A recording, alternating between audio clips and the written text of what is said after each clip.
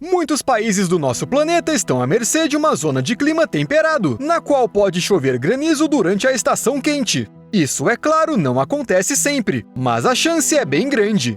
E quando chove granizo, muitas coisas sofrem as consequências, desde plantas e animais até máquinas. Mas se os gansos canadenses se veem no epicentro de uma chuva de granizo, eles não tentam se esconder. Eles têm outra maneira de se proteger. O vídeo que você está vendo agora foi gravado na cidade britânica de Scarborough, no condado de North Yorkshire, e ele mostra uns gansos canadenses. No Reino Unido, eles conseguem viver o ano inteiro, o que significa que estão acostumados a tudo. Tanto que, em meio a uma forte chuva de granizo, eles ficam a céu aberto, alguns até sentam no chão e jogam a cabeça para trás. É como se eles estivessem olhando para o céu querendo perguntar quando isso vai acabar. Para ser sincero, eu não sairia na rua com esse tempo. E se tentasse levantar a cabeça assim, provavelmente ficaria com um monte de hematomas. Mas os gansos nem tentam se esconder. E isso é estranho? Mas os pesquisadores já tinham observado esse comportamento antes e não só nos gansos canadenses. Gaivotas, urubus de cabeça vermelha e até mesmo piscos pousam e apontam seus bicos para o céu quando o granizo começa. Por quê? Bem, esta parece ser a estratégia de defesa mais simples e eficaz. Se você pensar bem, poderá encontrar uma lógica simples nesse comportamento. Quando uma ave levanta a cabeça, ela se transforma num alvo menor para o granizo. Não dá para negar que é muito mais difícil acertar a pequena ponta do bico do que a ave inteira. Não, você não precisa verificar, apenas acredite. Esse comportamento das aves foi registrado pela primeira vez pelo escritor e ecologista americano Aldo Leopold lá em 1918. Ele estava caçando patos perto do Rio Grande, no Novo México, quando começou uma forte chuva de granizo. Nesse momento, o naturalista notou várias marrecas arrebios empoleiradas nas margens. As aves viraram suas cabeças e bicos apontando quase na vertical na direção da tempestade. Aquilo era muito estranho. Só algum tempo depois que Aldo Leopold entendeu o que exatamente as aves estavam fazendo. E depois as aves começaram a olhar para o granizo para que ele não as atingisse. Só sei que foi assim.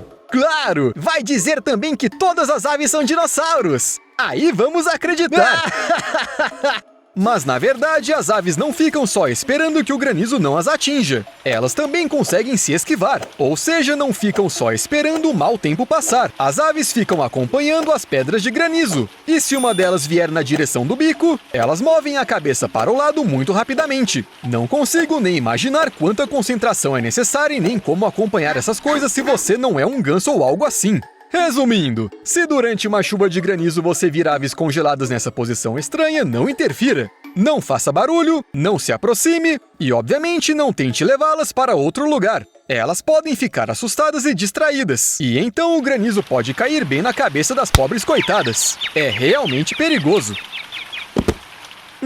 Mas por quê, hein? De acordo com Jeremy Ross, biólogo da Universidade de Oklahoma, algumas aves protegem justamente suas cabeças porque elas são muito sensíveis. E isso é bastante lógico. A menos que sejam pica-paus, as aves não precisam bater suas cabeças. Então por que precisariam de crânios fortes? As espécies menores correm o risco também de machucar gravemente suas asas quando o granizo cai. E uma asa quebrada é potencialmente uma sentença de morte quando toda a sua vida se baseia em voar. Se bem que eu acho que nem os pinguins ficariam felizes com isso. Mas machucar o bico pode ser ainda pior. Em teoria, é possível sobreviver mesmo com uma asa quebrada. Agora, um bico coberto com terminações nervosas sensíveis não cicatrizará após uma lesão grave. E a ave simplesmente não poderá comer. Além de servir para comer, os bicos são usados para limpar as penas, manipular objetos diversos, cortejar, alimentar os filhotes e sim, até para proteção. Para um pássaro, perder o bico é basicamente o mesmo do que perder as duas mãos para um humano. E quando um simples mau tempo pode colocá-lo nessa situação, você precisa fazer algo a respeito. Mesmo assim, parece que as aves não nascem com a habilidade de desviar do granizo. Há evidências de que as aves jovens nem sempre olham para o céu durante uma chuva de granizo, o que significa que isso provavelmente surge com a experiência. Mas considerando o quão difundido é esse comportamento, deve haver algum componente genético. Não é possível que espécies tão diferentes aprendam esse truque sozinhas. Talvez tenha algo a ver com outros instintos. Por exemplo, algumas aves são forçadas a olhar para o céu quando um predador está circulando nas proximidades. Isso pode ser uma adaptação evolutiva. E, ao mesmo tempo, proteger os pássaros do granizo. Obviamente, quando eles entendem o que exatamente eles precisam fazer. Mas então o Steve me fez uma pergunta bastante pertinente.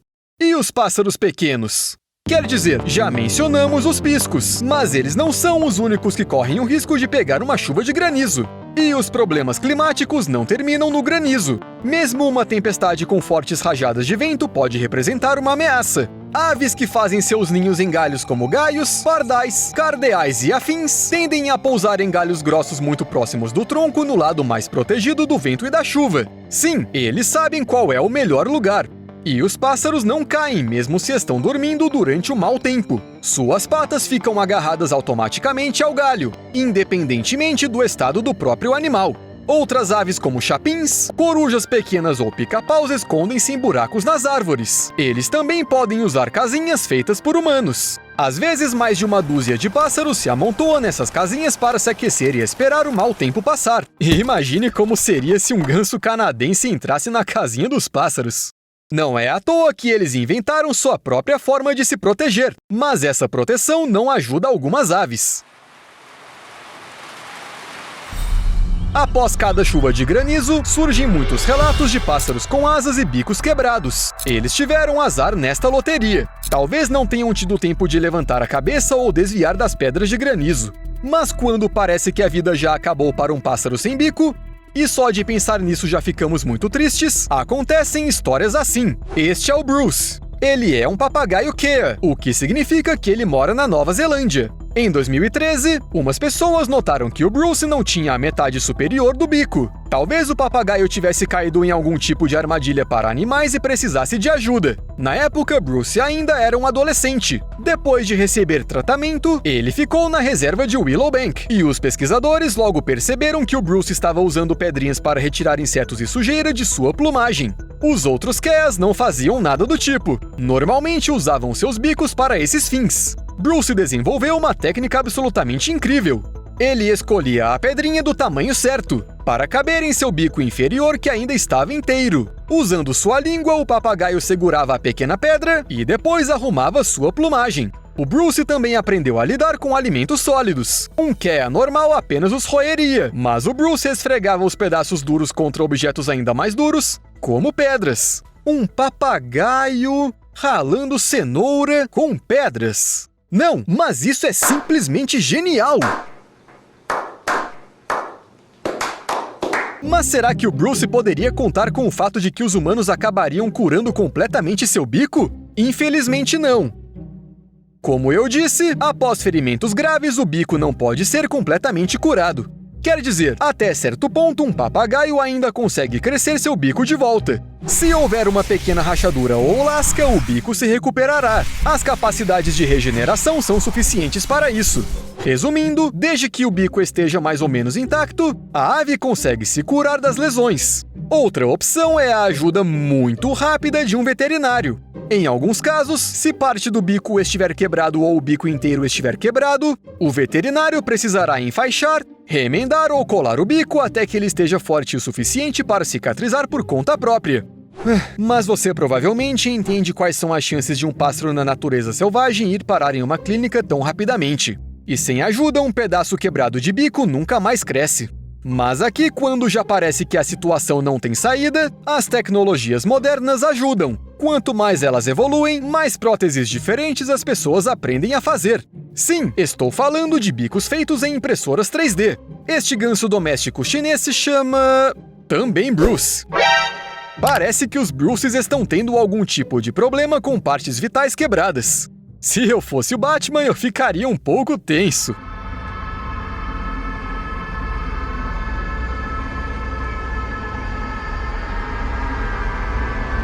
Mas voltando ao nosso ganso. A ave de 13 anos se feriu em uma briga com um guaxinim, o qual simplesmente arrancou a parte de cima de seu bico. Assim como qualquer ave selvagem, o Bruce corria o risco de morrer após essa lesão, sua boca poderia secar, ele perderia a capacidade de comer, beber, cuidar de si e se defender. Ou seja, aconteceria tudo aquilo que eu já falei antes. Mas então os entusiastas do Cage Makers criaram o projeto Bico de Ganso. Steve, escuta isso! Projeto Bico de Ganso! Bem, eles desenharam o projeto, imprimiram alguns modelos, escolheram o encaixe perfeito para o Bruce e depois instalaram a prótese com cola especial. Você sabe, aquela que é usada em odontologia para colocar coroas. Você tem muita sorte se não souber. Com seu novo bico, Bruce pode fazer qualquer coisa. Mas a primeira coisa que ele aprendeu a fazer foi soprar bolhas em uma tigela de água. Bela escolha, amiguinho! Já uma asa quebrada não pode ser impressa em uma impressora. Se bem que... Mas peraí, por que imprimir isso? Se uma fratura de uma ave pode ser curada da mesma maneira que uma fratura humana. Na verdade, ao contrário dos nossos ossos, os ossos dos pássaros são ocos. Isso permite que as aves respirem com mais eficiência. E não, os ossos ocos não afetam de forma alguma a leveza do animal. Além disso, de acordo com um pesquisador da Universidade de Massachusetts, os ossos das aves são mais pesados do que os de outros animais de tamanho semelhante. No entanto, os veterinários dizem que é precisamente por causa da estrutura que os ossos ocos são difíceis de cicatrizar sozinhos. Além disso, você não pode colocar um gesso em um pássaro. Portanto, os veterinários simplesmente enrolam as vítimas. Sim, como se quisessem amarrá-las, mas para fins médicos. Aves como esse pato precisam ficar nesse estado por pelo menos 3 semanas, para que tudo se regenere perfeitamente. Bem... se eu estivesse no lugar dessa ave, eu definitivamente me sentiria desconfortável andando amarrado por tanto tempo. Até mais!